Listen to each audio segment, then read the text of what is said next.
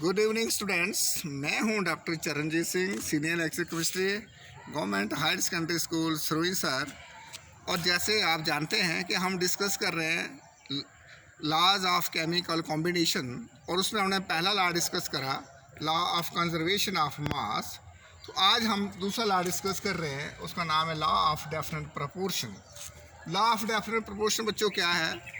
कोई भी कंपाउंड जो है उसका फार्मूला फिक्स रहेगा, वो चेंज नहीं होगा। उसमें एलिमेंट जितने होंगे वो उतने ही रहेंगे, यानी कि कंपाउंड का फार्मूला फिक्स्ड है। यही लॉ ऑफ डेफिनेट प्रोपोर्शन और डेफिनेट कंपोजिशन है।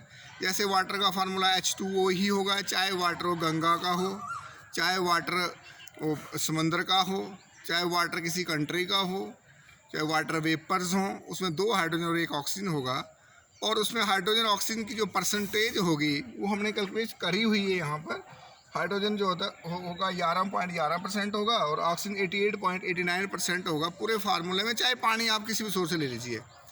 तो बच्चों, ये लॉ जो दिया था जोसेफ फ्रॉस्ट, जो कि एक फ्रेंच साइंटिस्ट थे, केमिस्ट थे फ्रांस के। उन्होंने इस लॉ को जब दिया, उन्होंने बड़े सिस्टमेटिक ढंग से इसको स्टडी करा। वो उन्होंने स्टडी करी थी क्यूप्रिक कार्बोनेट पर, यानी कि CuCO3 पर।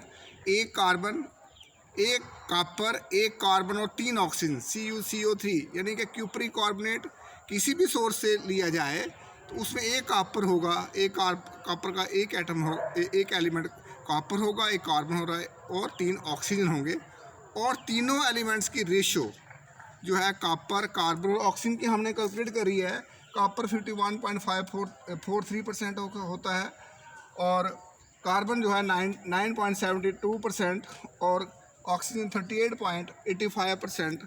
ये रेशो जोसेफ फ्रॉस्ट ने कैलकुलेट करी थी। उन्होंने 2 सैंपल लिए थे, एक नेचुरल सैंपल था और एक सिंथेटिक सैंपल था, और दोनों को जब उन्होंने कंपैरिजन किया तो रेशो सेम आया। इस तरह आप कोई भी कंपाउंड लीजिए, उसमें रेशो फिक्स्ड होता है, जिसको तो डेफिनेट रेशो, डेफिनेट कंपोजिशन। वही चीज़ अब आपको समझ आ चुकी है। अब आपको इस चीज़ को कैसे पेपरों में प्रेजेंट करना है, बोर्ड एग्ज़ाम में या किसी कॉम्पिटिटिव एग्ज़ाम में कैसे आपको प्रेजेंट करना, तो लिखना भी आना चाहिए। वर्बली तो बंदा बड़ा कुछ लिख लेता है। तो देखिए हमारे में लॉ ऑफ डेफिनेट प्रोपोर्शन और law of definite composition. This law was given by French chemist Joseph Frost. It states that any pure compound always contain the same element in a definite composition or proportion by weight is irrespective of source or method of its preparation. किसी भी source से लिया जाए, कोई भी method हो बनाने का, उसमें एलिमेंट्स की रेशो जो है वो फिक्स रहती है। यही स्टेटमेंट इसका है। और जो हमने जो एग्जांपल आपको पहले बताई, जो फ्रॉस्ट ने लिया थी, वो थी कॉपर क्यूप्रिक कार्बोनेट CuCO3 की। कॉपर का एटॉमिक मास जो होता है 63.55, कार्बन का 12.0107, और ऑक्सीजन का होता है 15.899, और ऑक्सीजन के 3 एटम मल्टीप्लाई 3 करिए 47.997 यूनिट जो है ये इसका मास। तो फिर मोलर मास ऑफ CuCO3 जो है, इन तीनों को ऐड करिए तो ये आता है 123.5537। This is molar mass of copper carbonate, cupric carbonate. अब परसेंटेज ऑफ कॉपर निकालनी हो तो इसके कॉपर के एक एटम का वेट जो होता है, मास होता है, उसको डिवाइड करिए मोलर मास से, मल्टीप्लाई करिए 100 से, तो ये आता है 51.43%।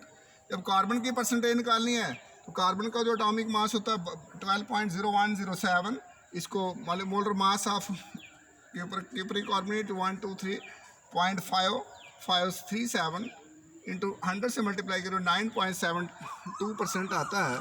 और ऐसे ही ऑक्सीजन की जब परसेंटेज निकालें क्यूप्रिक कार्बोनेट में, तो तीन ऑक्सीजन का एक ऑक्सीजन का 15.899 मास होता है, और 3 का होता है 47.997। तो हमने उसी 47.997 ओवर 123.5537 इंटू 100, तो ये रेशो आई। ये तीनों को ऐड करो, ये 100 बन जाती है।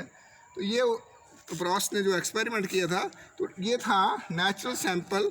और जब उन्होंने सिंथेटिक लिया तो सिंथेटिक में भी सेम रेशो आई थी, तो वहाँ से उन्होंने कंफर्म कर दिया, and he declare the statement. उन्होंने स्टेटमेंट दे दिया कि कोई भी कंपाउंड आप ले लीजिए, उसमें रेशो फिक्स रहता है और रेशो अलग नहीं होता है। ऐसे ही from whatever source CuCO3 is obtain, the percentage of copper carbon oxygen will be the same, that is 51.43%, 9.72%, and 38.85% respectively. This proves the law of definite proportion or definite compositions. Then we can take another example of water H2O। मैंने कहा कि पानी आप किसी का भी ले लीजिए, गंगा के घाट का ले लीजिए, समंदर का पानी लीजिए, पहाड़ों का पानी लीजिए, चश्मे का पानी लीजिए, टेप वाटर लीजिए, उसका फार्मूला H2O ही होता है। अब आप बोलो सर जी वो गंगा का पानी फिर लोग क्यों जाते हैं हरिद्वार में? गंगा के पानी में बैक्टीरियोफेज होता है जो पानी में जो, क्योंकि बैक्टीरियोफेज एक वायरस होता है जो बैक्टीरिया को खा जाता है, वो अलग प्रॉपर्टी है, लेकिन कंपोजिशन H2O ही है। अब बोले पहाड़ों का पानी टेस्टी होता है, वहाँ का पानी टेस्ट से कुछ लेना देना नहीं है, वो तो उसमें मिनरल्स डिजॉल्व होती हैं। अब गंगा का पानी क्यों नहीं सड़ता है? उसमें वायरस है जो बैक्टीरिया को खा जाता है, that is the reason. Otherwise the composition of the water is H2O from whatever source you will take it. तो वही वाटर की सोर्स हो। इसमें हाइड्रोजन एंड ऑक्सीजन की जब हम परसेंटेज देखते हैं H2O में, हाइड्रोजन, ये 2 एटम हाइड्रोजन के देखिए, मैंने यहाँ पहले लिख दिया हाइड्रोजन का एटॉमिक मास 1.00784 है, तो 2 एटम हाइड्रोजन 2 से मल्टीप्लाई करिए 2.01568, 2.01 approximately we can take it 2.0। और उसको जब ऑक्सीजन पर आते हैं हम, तो ऑक्सीजन होता है हमारे पास, यहाँ ऑक्सीजन की रेशियो लिखिए 15.899। जब नेक्स्ट डिजिट 9 आ रहा है तो 15.8 इज अप्रॉक्सीमेटली 16.0। जब हम इसको ऐड करते हैं तो ऐड करने के बाद 18.0 आएगा, यानी कि 17.91468। ये 9 है नेक्स्ट फिगर, तो इट मीन्स हम इसको 18 ले लेते हैं, 18.0। तो molar mass of water is 18।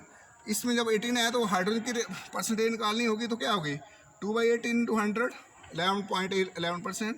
Oxygen की निकालनी होगी 16, molar mass of the oxygen 16 है, एटॉमिक मास ऑफ ऑक्सीजन 16, यानी कि वेट ऑफ ऑक्सीजन 60 है, 16/18 × 100 88.89%। अब आप जहाँ से भी वाटर लीजिए, तो मैंने पहले ही बोल दिया कि उसमें जो परसेंटेज रहेगा 11.11%, हाइड्रोजन 88.89% ऑक्सीजन होगा। From whatever source water is obtained, it always contain hydrogen 11.11% and oxygen 88.89% by composition. This again satisfies statement of the law of definite proportion or definite composition. Thank you बच्चों, note भी करिए और पढ़िए भी। Thank you.